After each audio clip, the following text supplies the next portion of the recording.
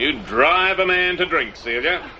Some of us have better ways of dealing with our problems than turning to alcohol, Alfred. Yes, and some of us don't have sisters like you. What the hell's this? Tomato juice. Oh, I know what it is. I mean, what's it doing where my grog ought to be? And what's that booze doing there? It ought to be in the cold room out the back. Really, Alfred, there are dozens and dozens of cartons in the fridge. There are not. It's full of tomato juice. Behind the juice. After all, I mean, how much beer can people drink? Not much at all if it's left to you. Well, I think there's nothing nicer than a cold, refreshing juice on a hot day. Not if you're over 18. In fact, I think it could make a significant difference to the worrying level of alcohol consumption in Summer Bay if we suggested wholesome alternatives when people came in to buy their wines and spirits. Celia, people don't come into grog shops looking for wholesome alternatives. And what's that doing there? Celia, that's fish bait. Fish, fish, fish. It ought to be refrigerated. If you moved your beer, there'd be room for the bait. You're kidding, aren't you? Well, I think that we should get rid of the alcohol altogether. After all, people do need food, but they can certainly do without liquor. Ah, that's it, Celia. I'm finished. Sky the towel. You can put your Vegemite or whatever you like in the flaming wine racks. Oh, g'day, mate. How's it going? Fancy a part-time job as a slave? No way. How's the crack in the whip, eh? You ever notice they get a bit weird when they get a bun in the oven? That bad, huh? Oh, I suppose it's not too bad. She lets me off to do patrol for the surf club. It's something. Have you found anything yet? No. Rube had it fixed with Alf, but he was pretty aggro about my prison record. Don't think he likes me. Well, in that case, I'll be heading for the back door, mate. Hey? You start tomorrow morning. Sorry?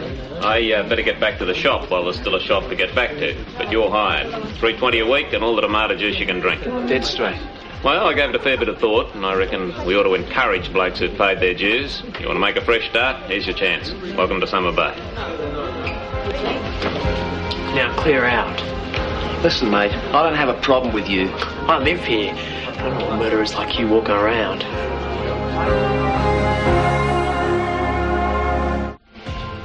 I want to know where you were the night Philip was murdered.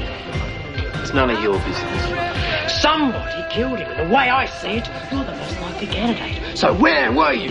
You've got the wrong bloke, mate. Okay, enough, enough! All right, out there! Now you get out! Now! Out! Let go of me. I'll let go of you when you calm down, boy. What the hell's got into you, Stephen? Now you lay off him or you'll have me to answer to.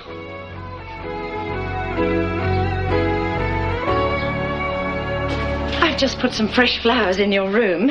Oh, thanks, Auntie Celia. Oh, I'm so glad you decided to visit. I think that we should drop the formality of Auntie, don't you? From now on, Ruth, I would like you to call me Celia.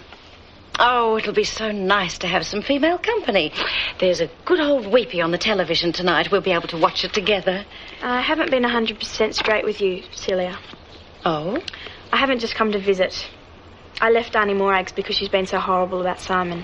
Oh. Not you too, Auntie Celia. Celia. Morag and I very rarely see eye to eye on anything, but on the question of young Simon... You hardly know Simon.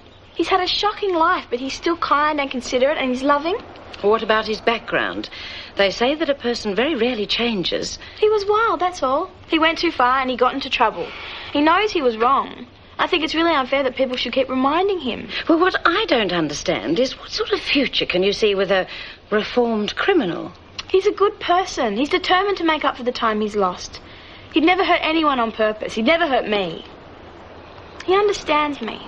He knows who I am, deep inside. Do you know what I mean? Yes, dear, I do, actually. Well, having listened to you talk, I think you've done the right thing. If you really believe he'll make you happy, fight for him. Well, thank you, Celia. Oh, my goodness.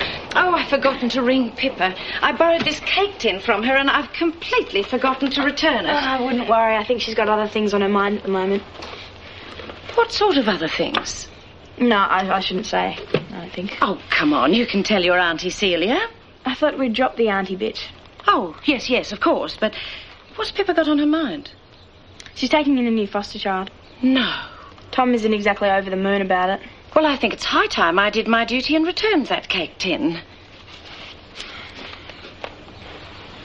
I mean, how could you agree to take on a kid that we have never even seen without consulting me? Without consulting you? You've got a pretty short memory when it suits you. Oh, look, I work damn hard to support this family. I can't just put everything down the moment that you want to have a little chat. It wasn't a chat. It was an important family decision. Exactly, and I should have been consulted, Pippa. Oh, sorry. Next time I'll make an appointment with your secretary. Oh, well, perhaps you'd prefer it if I was back on the road, gangster. Would that make you happy? Maybe it would. Oh, great. All right, well, then you can buy Carly's clothes and Stephen's books and Sally's toys. Tom, you're behaving like a 5-year-old. There was a decision to be made. You weren't here. I made it. End of story. Yeah, whatever happened to the family vote? We had one. It's just you missed it.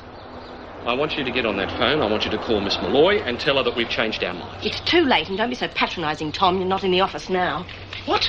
You heard it. Think about it. What has got into you? This family is falling apart, Tom. It's ridiculous. Look, all I want you to do is ring Miss Malloy and tell her it's not on. I told you it's too late. It's not too late, Pippa. Look, he's already on his way. You don't want him. You tell him to his face. I remember when this family had a heart. You want to ruin a child's life, then go ahead.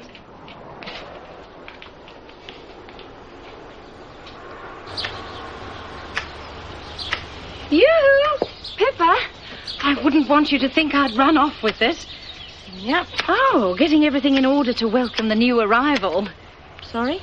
Well, I believe Summer Bay can expect a new addition to the Fletcher brood. I wouldn't know. You better ask Tom about that. Oh, is something wrong, dear? Nothing a shotgun wouldn't fix. Oh, I'll just put this cake tin in the kitchen. Stephen? How's it going, Pip? Everything okay? Just fine, thank you. Stephen's going through a pretty hard time, so don't take any notice of what he said. Oh, yeah? About what? Well, about you not going to your father's funeral. Does anybody around here mind their own business? We care about you, Andrew. I care about you. I'm touched. Look, don't be horrible. I don't think you're handling this very well. Look, let's just forget it, all right? I would if I thought it was a good idea. Oh, believe me, it is. Look, I don't want to interfere. I just want to help you. The only way you can help me is to forget it. Well, I thought with your father dying, you might want somebody to talk to. As far as I'm concerned, my father died a long time ago. You got that? It's the new foster kid. Do you want to come meet him? No. I'll see you later then.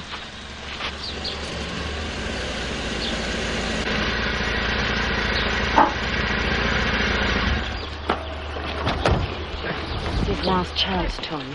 G'day. Howard West, Miss Malloy's offsider. G'day, Mr. West. I'm afraid there's been a Sorry bit of I'm late. I took the wrong turn off. Miss Malloy wanted me to tell you how glad we were that you were giving Brian a home. We didn't know where else to turn, and then Miss Malloy said that the Fletchers always have room in their hearts for a child in trouble. She did she?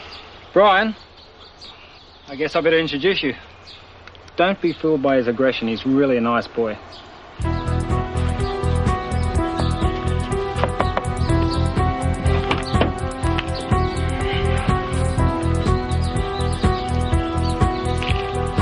Brian Knight, meet the Fletchers, your new family.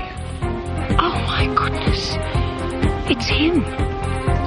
G'day.